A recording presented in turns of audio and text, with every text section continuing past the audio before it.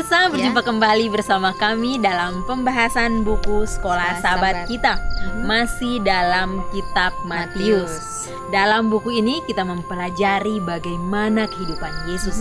Matius telah menuliskan dari awal sampai akhir kehidupan daripada Yesus, di mana dapat menginspirasi kita di saat sekarang ini agar kita dapat mengambil teladannya sehingga kita dapat hidup dalam keseharian kita dapat mencerminkan akan karakter Kristus.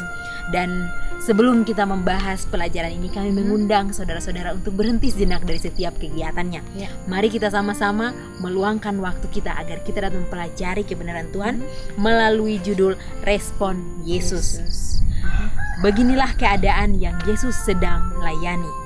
Kemustahilan pemeliharaan hari Sabat yang kaku yang telah meruntuhkan maksud mula-mula hari Sabat itu, yang seharusnya menjadi hari perhentian dari pekerjaan kita, hari untuk beribadah kepada Tuhan dan persekutuan dengan umat percaya lainnya dalam cara yang kita tidak dapat lakukan di setiap minggu bekerja kita.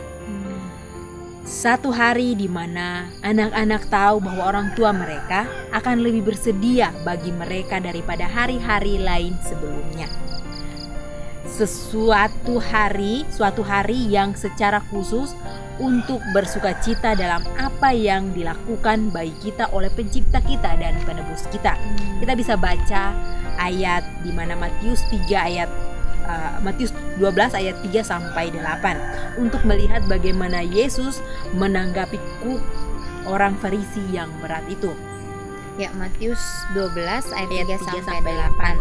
Tetapi jawab Yesus kepada mereka, "Tidakkah kamu baca apa yang dikatakan yang dilakukan Daud ketika ia dan mereka yang mengikutinya lapar?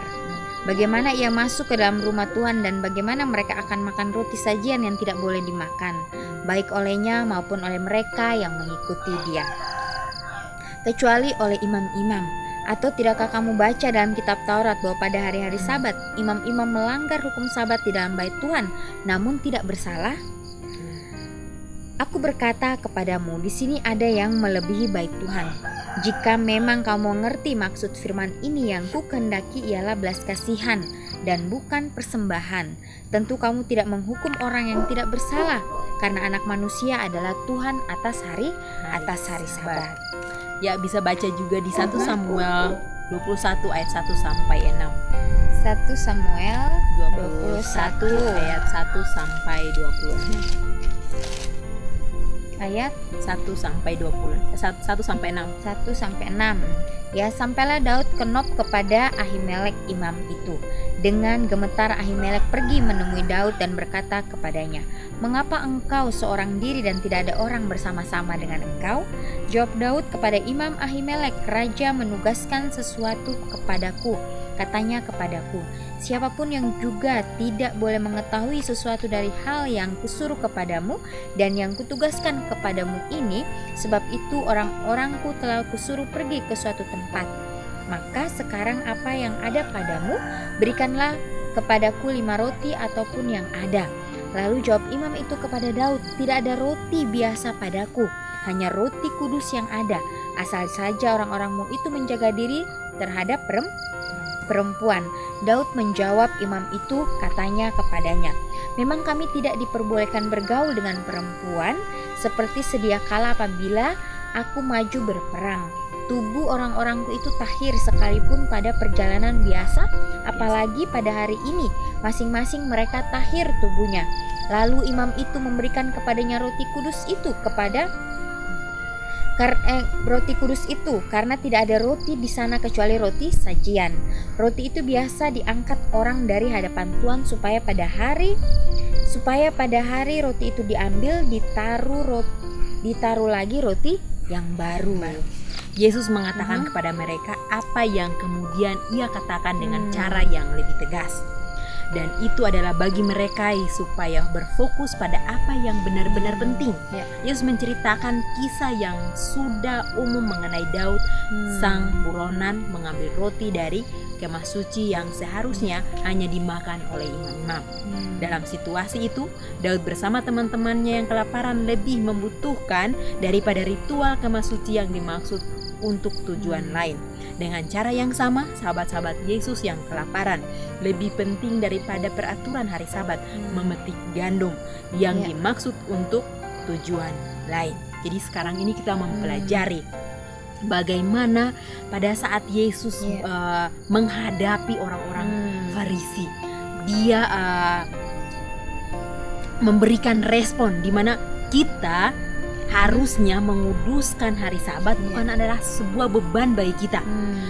Tapi kita menguduskan Sabat ini adalah sebuah kebahagiaan di mana kita dapat meluangkan waktu kita. Mungkin kita pergi ke alam, kita mau nolong orang lain, menjadi berkat buat orang lain dan juga menjadi berkat buat kita, di mana kita dapat mempelajari bahwa Tuhan telah menciptakan satu hari perhentian di mana kita dapat beristirahat dan kita dapat melihat kembali hari penciptaan itu. Bagaimana Yesus menuntun kita kembali. Mungkin dalam kesibukan kita tidak merenungkan bagaimana penciptaan itu dilakukan. Tapi pada saat hari Sabat kita berhenti dari setiap urusan kita, maka kita pun dapat mengenang kembali bagaimana rencana Tuhan bagi masing-masing kita. Dan di sini dikatakan dalam Matius 12 ayat 3 sampai 8 dan juga 1 Samuel 21 ayat 1 sampai 6 dikatakan bagaimana Daud dia datang kepada imam untuk meminta makanan. Seringkali kita menganggap bahwa istirahat hari Sabat itu untuk diri kita. Tapi di sini dikatakan bahwa segala sesuatu untuk mendatangkan kebaikan bagi orang lain, seharusnya roti itu bukan untuk mereka tetapi hanya untuk para imam. Tetapi kenapa dibolehkan untuk memakannya? Karena ada yang lebih penting dari semuanya itu. Jadi jangan kita berfokus kepada aturan manusia sehingga membuat kita menyambut atau menggunakan Sabat itu sebagai alasan yang membuat kita tidak menonjolkan akan karakter Kristus dalam kehidupan kita. Ya, jadi ini sebagai pelajaran ya. Yesus ingin memberikan suatu pelajaran yang tadi dikatakan bukan untuk membebani, tetapi menikmati. Dan juga satu hal di sini, kita sebagai manusia tidak bisa menguduskan. Hanya Tuhan yang bisa menguduskan. Kita sebagai manusia mempertahankan kekudusan itu, ya. Jadi hanya Tuhan yang dapat menguduskan. Ya, kita sebagai manusia mempertahankannya. Ini ya. Yesus juga mengutip pekerjaan para imam di dalam bait suci pada hari Sabat. Hari Sabat mengizinkan pekerjaan pelayanan dengan cara yang sama. Hari Sabat mengizinkan pekerjaan sahabat-sahabat Yesus karena Yesus dan pekerjaannya lebih besar daripada bait suci. Ya, tidak ada yang Yesus katakan di sini atau dimanapun dalam hal memelihara hari Sabat menjadi kurang dalam cara apapun seperti yang Tuhan perintahkan kita pelihara. Ia berusaha membebaskan mereka bukan dari hari Sabat tetapi dari aturan-aturan yang tidak berarti yang telah menyembunyikan maksud hari Sabat sesungguhnya. Dan itulah ungkapan ketenangan yang kita dapat di dalam Kristus sebagai pencipta dan penebus kita. Pada zaman Yesus, hari Sabat telah diputarbalikkan sehingga pemeliharaannya mencerminkan sifat mementingkan diri sendiri dan sekehendak hati daripada tabiat Bapa yang penuh kasih. Ya, Ellen G. White, Alpha dan Omega jilid 5 halaman 301. Perhatikanlah tindakan-tindakan Anda dan tanyakanlah pada diri Anda sendiri apa yang bisa dilakukan untuk memastikan bahwa tindakan-tindakan Anda mencerminkan karakter Bapa Surgawi yang penuh kasih lebih daripada karakter diri sendiri yang sekehendak hati. Ya, jadi ini diperlukan hikmat kebijaksanaan ya pada saat kita ya melakukan segala sesuatunya ya. Dan seringkali kita sering ditanyakan oleh orang-orang orang-orang luar mungkin, ya. Dan ini kita perlu menjawabnya memakai hikmat dari Tuhan, ya. Untuk itu biarlah apapun yang kita lakukan, biarlah kita berdoa terlebih dahulu, ya, meminta petunjuk, meminta pertolongan daripada Tuhan, sehingga kata-kata kita tidak menyinggung orang lain, kata-kata kita tidak menyakiti orang lain, ya. Sama seperti Yesus, ya. Yesus mempunyai respon, ya.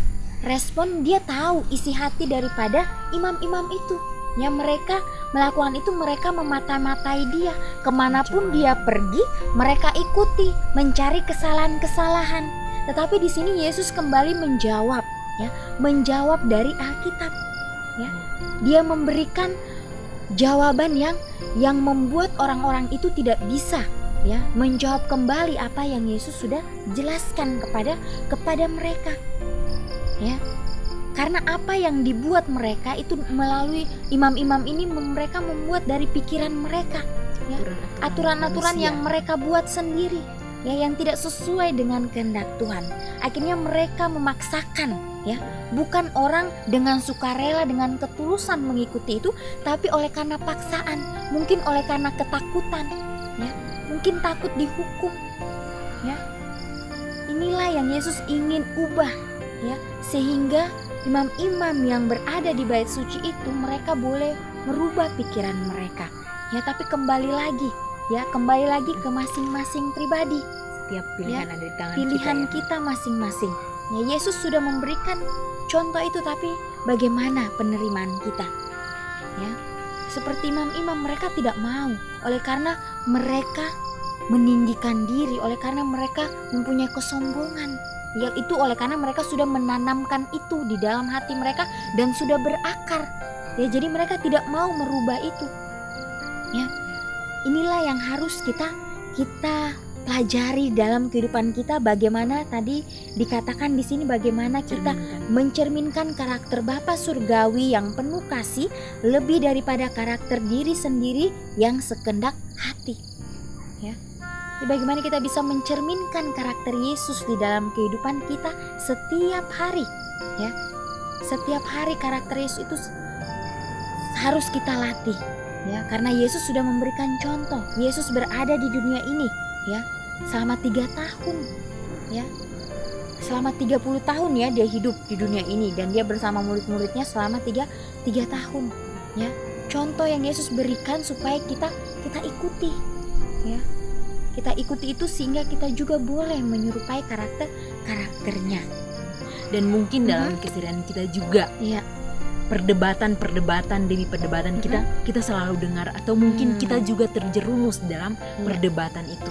Tapi ingat, Yesus bukan berdebat dengan orang-orang Farisi, tapi dia memberikan sebuah pelajaran di mana yang menentang akan kesalahan mereka. Yesus mengasihi mereka, tetapi dia rindu juga agar mereka pun membuka diri, sehingga Yesus dapat menunjukkan jalan terbaik, jalan yang penuh kasih itu, karakter Bapa itu. Namun seringkali kita pun sama seperti orang-orang Farisi.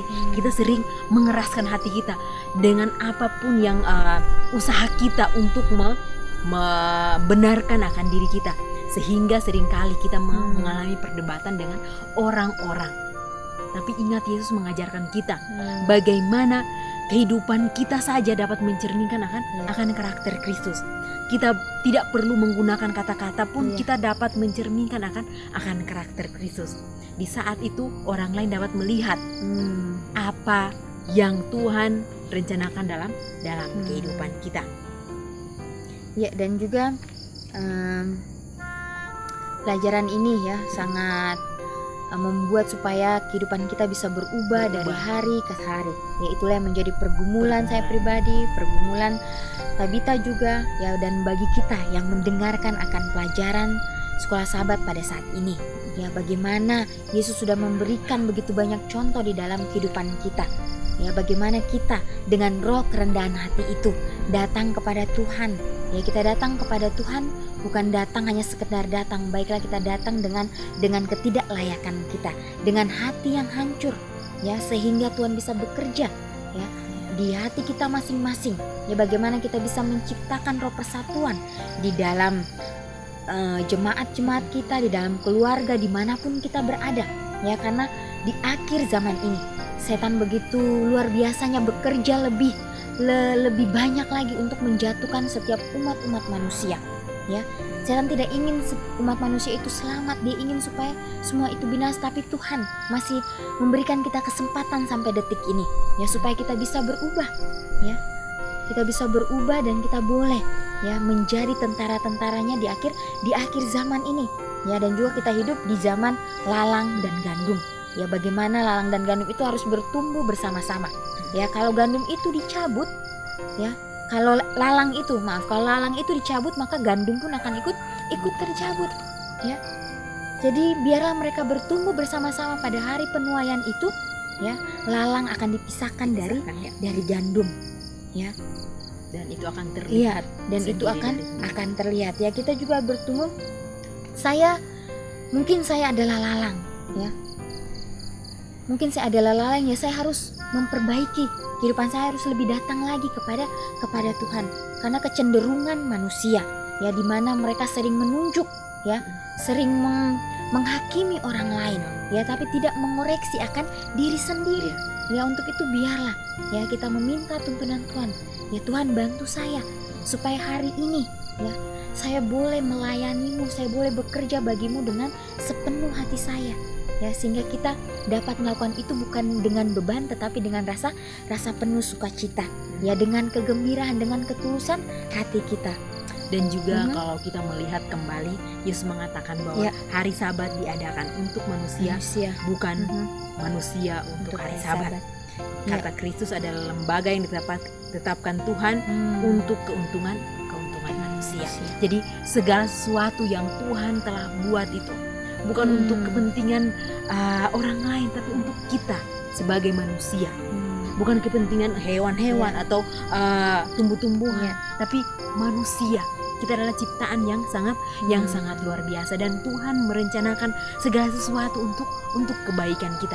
Seringkali kita yang membuat sesuatu itu tidak menjadi berkat bagi kehidupan kita, tapi melalui firman ini biarlah kita belajar untuk memiliki kerendahan hati sebagaimana yang Yesus miliki, agar kita dapat dituntun.